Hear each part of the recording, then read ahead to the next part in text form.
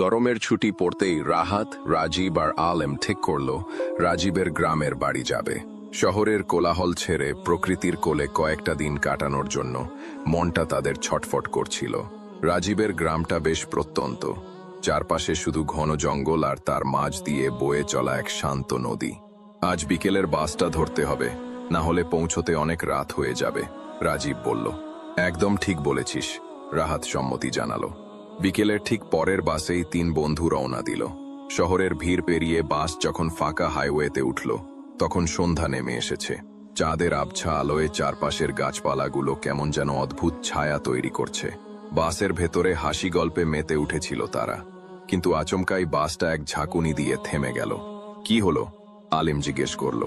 বাসের tyre puncture হয়েছে, ড্রাইভারের গলা শোনা গেল। ঠিক করতে একটু সময় লাগবে। ঘড়ির কাঁটা 12টা পার হতেই অবশেষে টায়ার ঠিক হলো এবং বাসটা একটা ছোট স্টপেজে থামল। জায়গাটা একেবারে নির্জন। রাহাত আর আলেম দেখল নদীর পাড়টা কেমন শান্ত আর অন্ধকার। আকাশে চাঁদটা মেঘে ঢাকা, তাই চারদিকে কেবল নিকষ কালো অন্ধকার। একটা পুরনো কাঠের নৌকা ঘাটে বাঁধা ছিল। নৌকার পাশে একজন বয়স্ক লোক বসে আছে।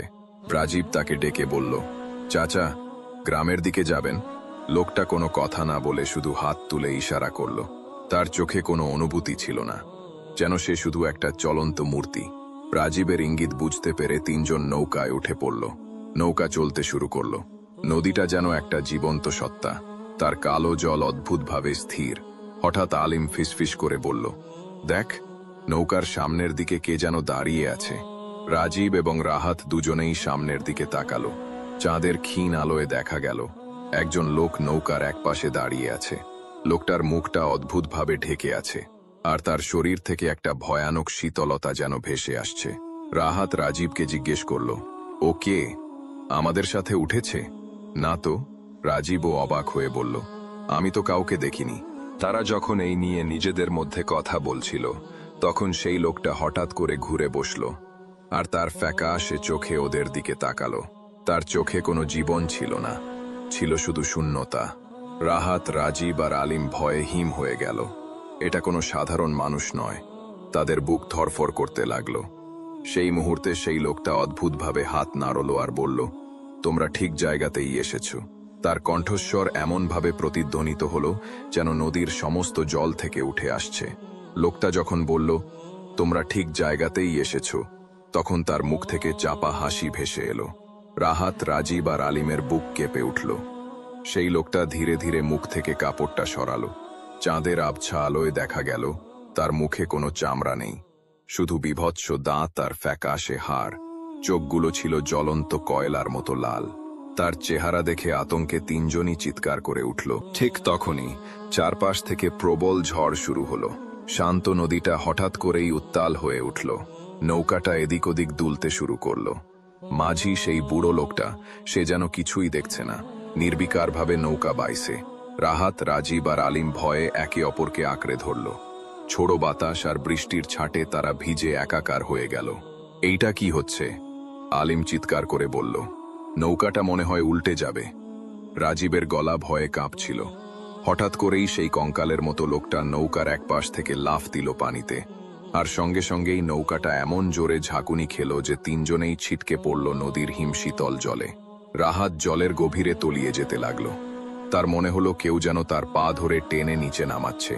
সে প্রাণপণে হাত পা ছুঁড়ে বাঁচার চেষ্টা করল, কিন্তু পারল না। সবই কি স্বপ্ন?